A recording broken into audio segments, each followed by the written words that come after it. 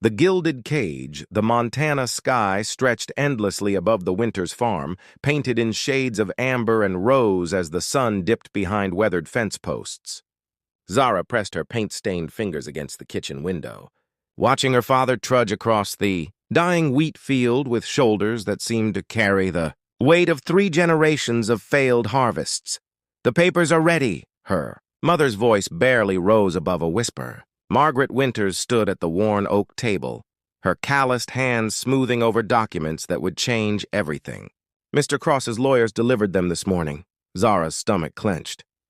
Even his name felt foreign on her tongue. Damien Cross, the tech billionaire whose empire stretched across Silicon Valleys and steel towers. She'd seen his photograph in the business section of newspapers that occasionally found their way to their small town of Clearwater. Sharp jawline, steel-gray eyes, and a smile that never seemed to reach past his lips. 22 years old. "And I'm selling myself like livestock," Zara murmured, her breath fogging the glass. "Don't talk like that." Her mother's rebuke was gentle but firm. "This marriage will save the farm. Your father's father built this place with his bare hands, and your brother Tommy needs—" "I know what Tommy needs." Zara turned away from the window. Her 15-year-old brother required expensive treatments for his chronic condition, treatments their failing farm insurance wouldn't cover. "I know what we all need." The irony wasn't lost on her. 3 weeks ago, she'd been preparing for her final semester at the University of Montana, her art scholarship a golden ticket to a future she'd dreamed of since childhood. Her paintings of the vast Montana landscape had caught the attention of professors who spoke of galleries and exhibitions. Now those dreams felt as distant as the mountains on the horizon. Margaret approached her daughter, weathered hands cupping Zara's face. "Mr. Cross promised Tommy's medical expenses would be covered immediately. The farm's debts will be cleared. Your father can keep working the land he loves." "And what do I get, Mama?" The question slipped out before Zara could stop it. A chance at a life most girls only dream of. Penthouses, travel, security, but not love. Zara's voice cracked. "Not the man I choose? Not the life I want to build?" Her mother's eyes glistened. "Sometimes love grows where you least expect it, sweetheart. Your father and I started as an arrangement, too. Our families knew each other, thought we'd suit. Love came later, quiet and steady like morning coffee. Through the thin walls, they could hear Tommy's labored breathing from his bedroom, a constant reminder of why this sacrifice was necessary. Zara had spent countless nights by his bedside, sketching his peaceful, sleeping face while worrying about his next medical bill. The sound of gravel crunching in their driveway announced the arrival of the black sedan that would take her to the airport. In 3 hours, she'd be on a private jet to New York. Tomorrow, she'd become Mrs. Damien Cross in a ceremony attended by strangers. "I should pack the rest of my things," Zara said, though her art supplies, her most precious possessions, were already carefully wrapped in her old suitcase. As she climbed the creaking stairs to her childhood bedroom, Zara caught sight of her reflection in the hallway mirror. The girl looking back still had paint under her fingernails and hope in her brown eyes, but by tomorrow night, she'd be someone else entirely. Someone who lived in a world of marble and money, where dreams were currency and love was a luxury she couldn't afford. The gilded cage was beautiful, but it was still a cage. Tears in marble halls. The penthouse stretched before Zara like a museum exhibit, all gleaming surfaces and sharp angles that seemed to reject warmth. Floor-to-ceiling windows showcased Manhattan's glittering skyline, but she felt more trapped than ever. The ceremony that morning had been a blur of expensive flowers, cameras flashing for society pages, and Damien's firm handshake when the officiant declared them married. Not a kiss, just a handshake as if they'd closed a business deal.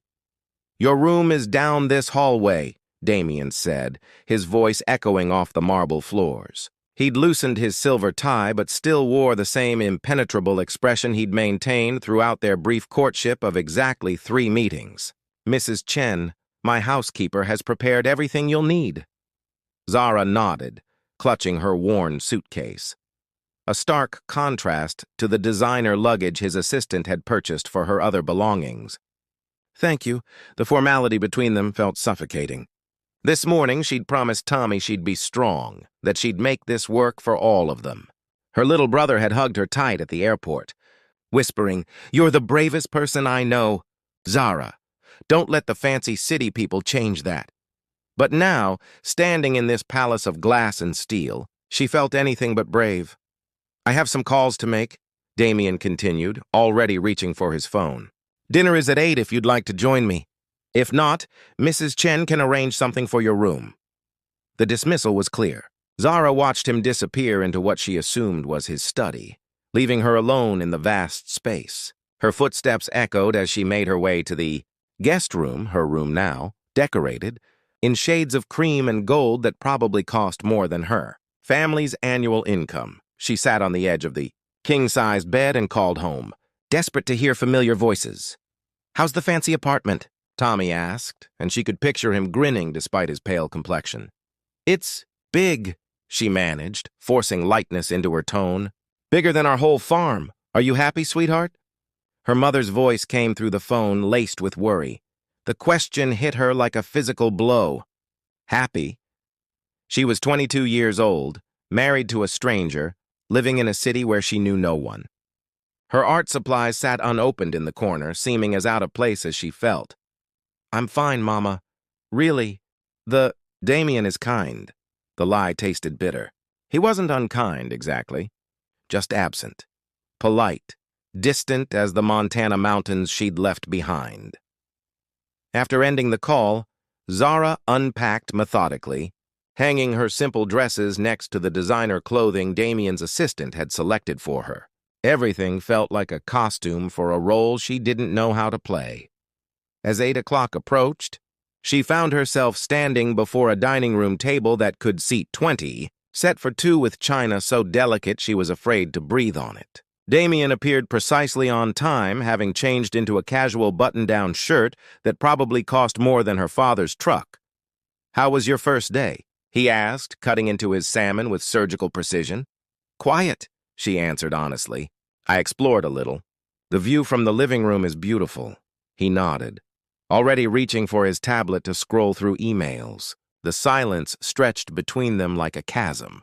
This was her life now, polite conversations with a man who treated her like a business acquisition, elegant meals eaten in silence, days stretching endlessly in a beautiful prison.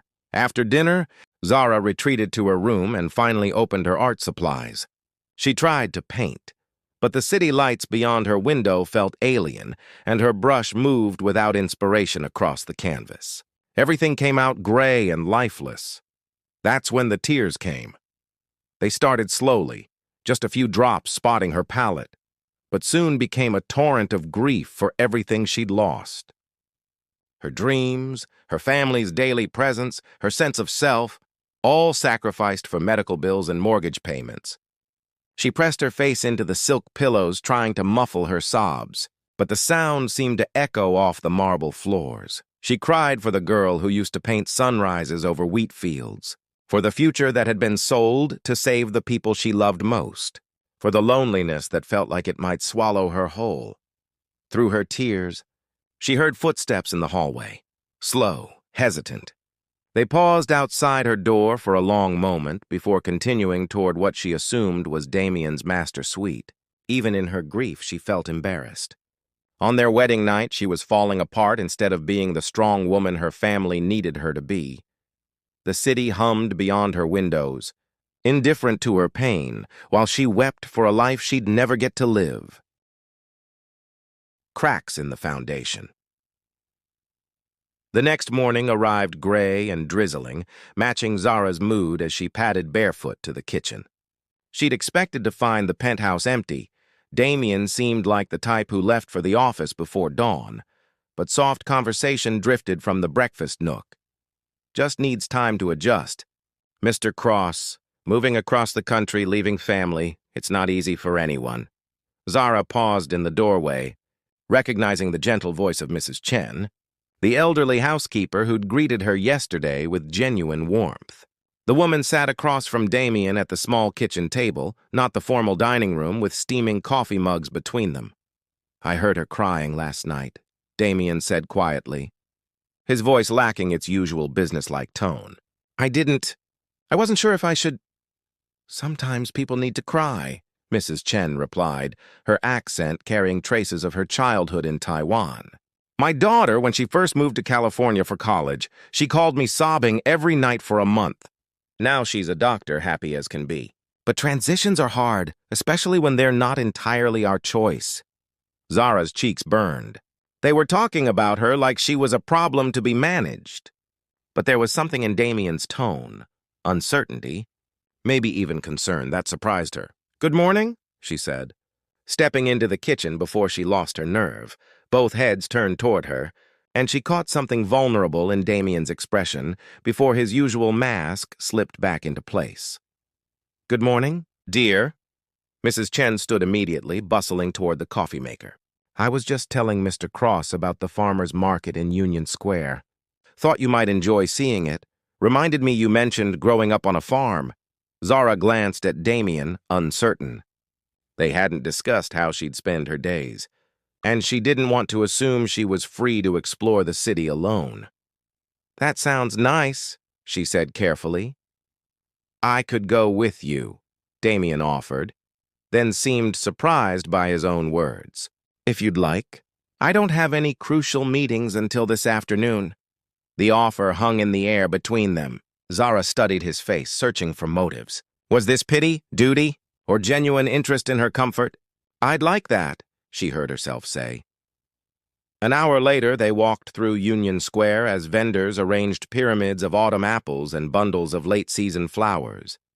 Zara found herself gravitating toward the produce stands, her fingers automatically assessing the quality of tomatoes and corn with the expertise of someone raised on a farm.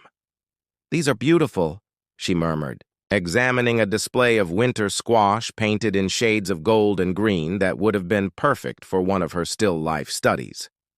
You miss it, Damien observed. It wasn't a question. Every day. The honesty surprised her. The quiet, mostly. Here there's always noise, traffic, construction, people. Back home, you could hear for miles. Meadowlarks singing, wind through the wheat, Tommy practicing his guitar on the porch. She picked up a small pumpkin, turning it over in her hands. I used to paint landscapes. The way morning light hit the mountains, or how the fields looked different in every season. I'm not sure how to paint a city. Damien was quiet for a moment, watching her handle the pumpkin like it was something precious. What would you paint here? Zara looked around, really seeing the market for the first time. An elderly man arranging chrysanthemums with practiced artistry. A young mother lifting her toddler to smell fresh herbs. The way autumn light filtered through the urban canopy, different from Montana's endless sky, but beautiful in its own way. People, maybe, she said softly. Stories. Everyone here has a story. They bought coffee from a vendor and found a bench facing the market. As they sat in comfortable silence, Zara noticed how Damien observed everything with the same intensity he brought to business deals, cataloging, analyzing, understanding. Mrs. Chen mentioned you grew up here, Zara said eventually. Not far from here, actually. My mother brought me to this market when I was young. She loved the flowers. His voice carried a note of something Zara couldn't identify. She wanted to be a botanist, but her parents thought it was impractical. She ended up working in a bank instead. Did she ever regret it? Damien was quiet for so long that Zara thought he wouldn't answer. She used to say that dreams were luxuries poor people couldn't afford, that practical choices were how families survived. He paused, his gray eyes distant. She died when I was 16. Cancer. By then we had money for the best treatments, but it was too late. The revelation hung between them, heavy with implications. Zara understood now why he'd agreed to an arranged marriage, why he approached everything like a business transaction. Dreams were dangerous things when survival was at stake.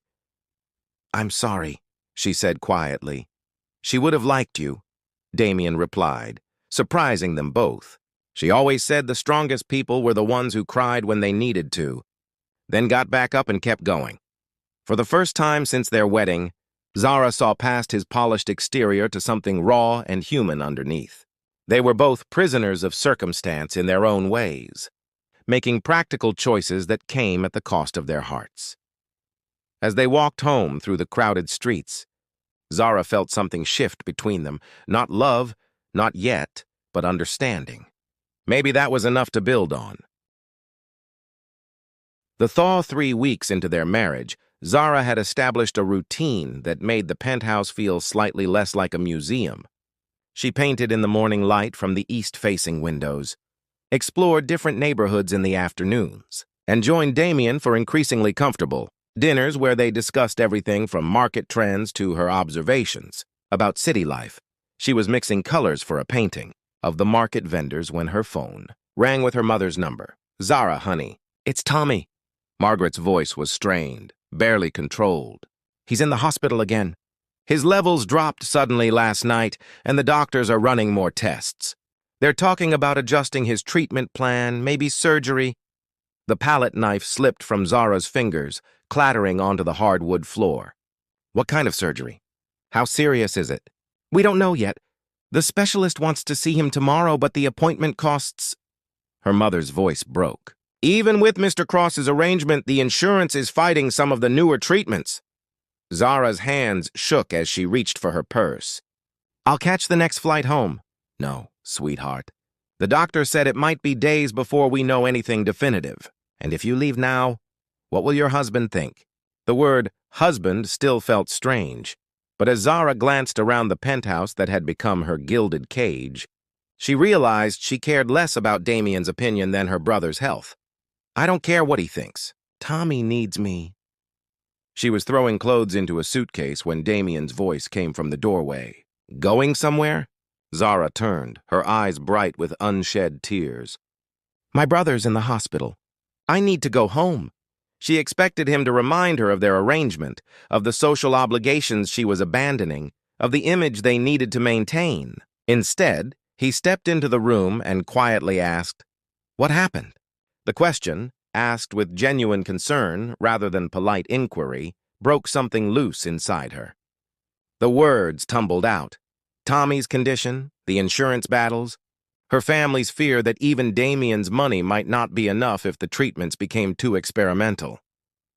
"I can't lose him," she whispered. "He's the best person I know. He still believes in good things even when he can barely breathe. He draws pictures for the other kids in the hospital ward and makes up stories to distract them from their treatments. If something happens to him while I'm here playing house—" Damien was quiet for a long moment, his expression unreadable. Then he pulled out his phone.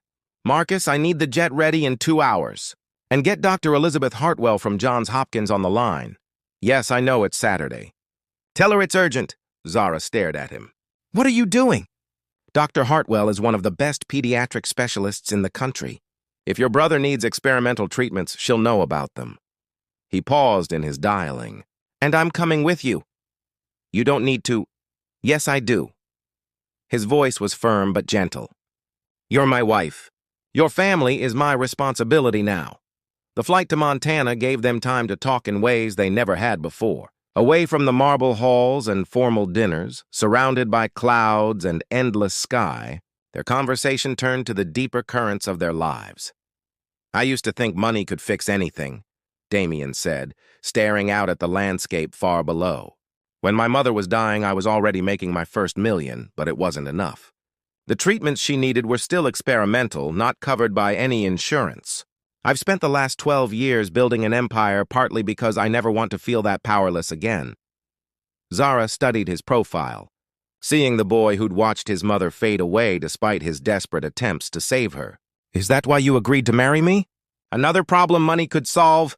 "Initially, yes." His honesty surprised them both. "Your family needed help.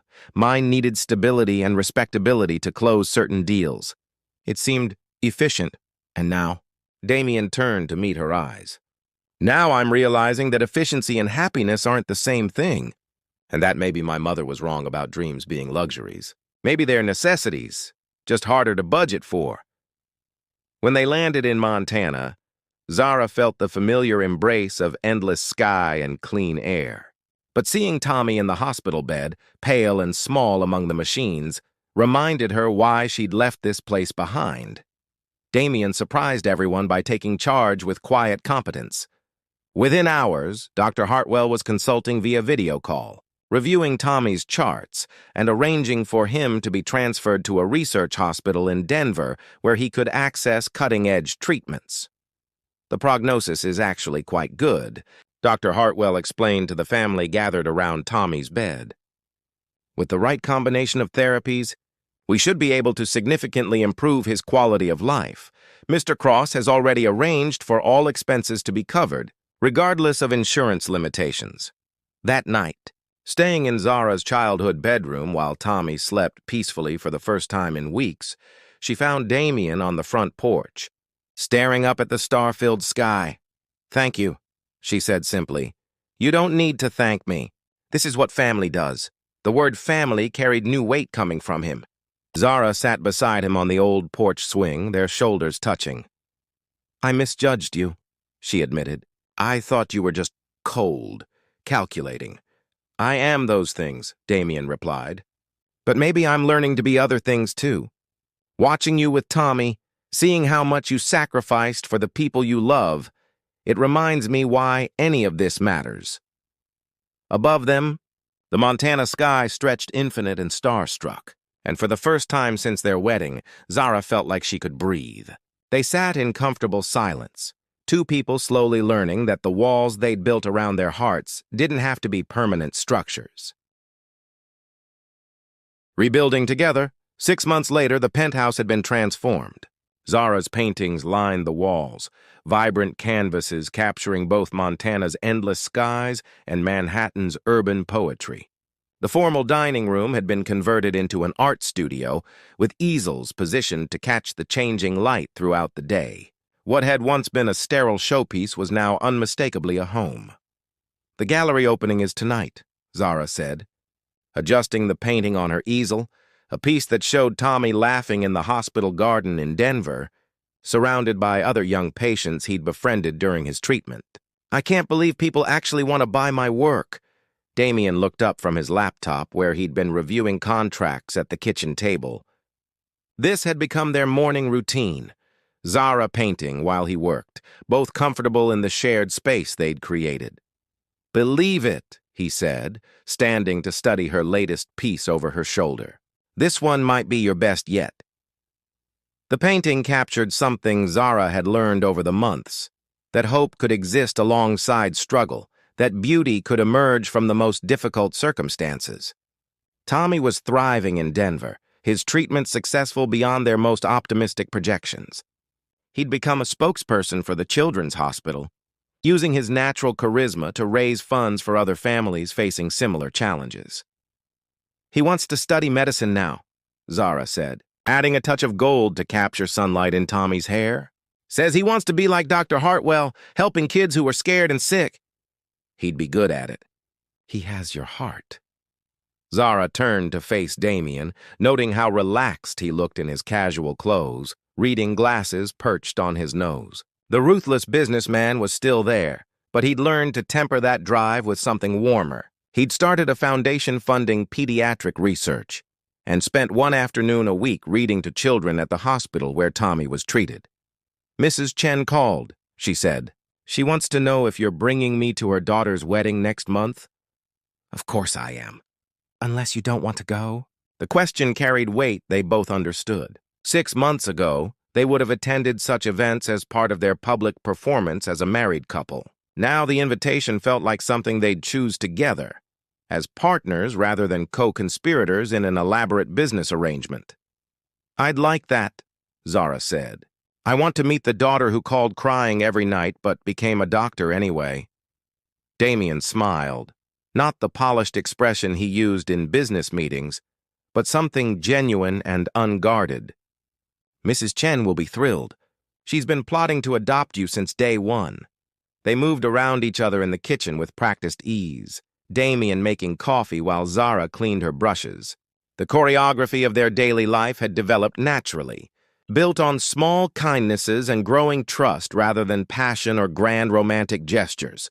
"I've been thinking," Damien said, handing her a mug, "about expanding the foundation.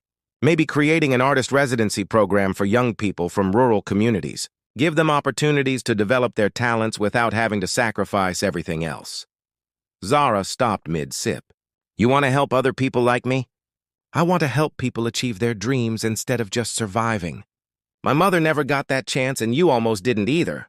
But talent shouldn't depend on geography or economic circumstances. The proposal was so perfectly him, practical but generous, addressing systemic problems with strategic thinking. It was also deeply personal, informed by everything they'd learned about sacrifice and second chances. I love it, Zara said, and I have some ideas about how to structure the selection process. They spent the morning planning, their conversation ranging from logistics to dreams to the kind of legacy they wanted to build together. This had become their greatest strength as a couple, the ability to envision a future that honored both their practical natures and their deepest values. That evening, at Zara's gallery opening, they stood together watching strangers examine her paintings with interest and appreciation. The Montana landscapes drew particular attention, their vast skies and endless horizons offering viewers a glimpse into a world many had never seen. Nervous? Damien asked quietly, noting how Zara's hand trembled slightly as she adjusted her dress. Terrified, she admitted. What if they don't understand what I'm trying to say? Then they're not your audience, he replied simply. Art isn't about universal understanding. It's about connecting with the people who need to see what you see. As if to prove his point, an elderly woman approached one of Zara's hospital paintings with tears in her eyes. My grandson had leukemia, she said softly. This piece. It captures something I couldn't put into words. The way hope and fear can exist in the same moment. Later that night, back in their transformed penthouse with its warm lighting and lived-in comfort, Zara and Damien sat on the couch reviewing the evening's success. Several paintings had sold, and 2 collectors had commissioned new works.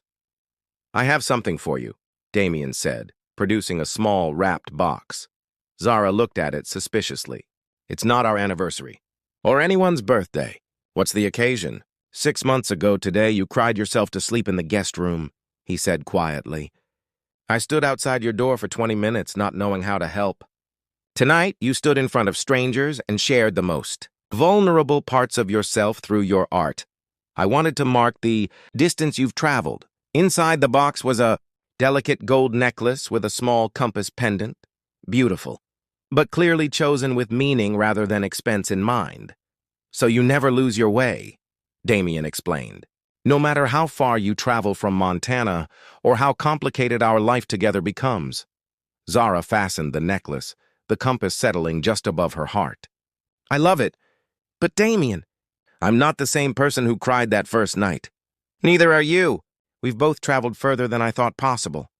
He leaned over to kiss her forehead. The gesture tender rather than passionate, but no less meaningful for its gentleness.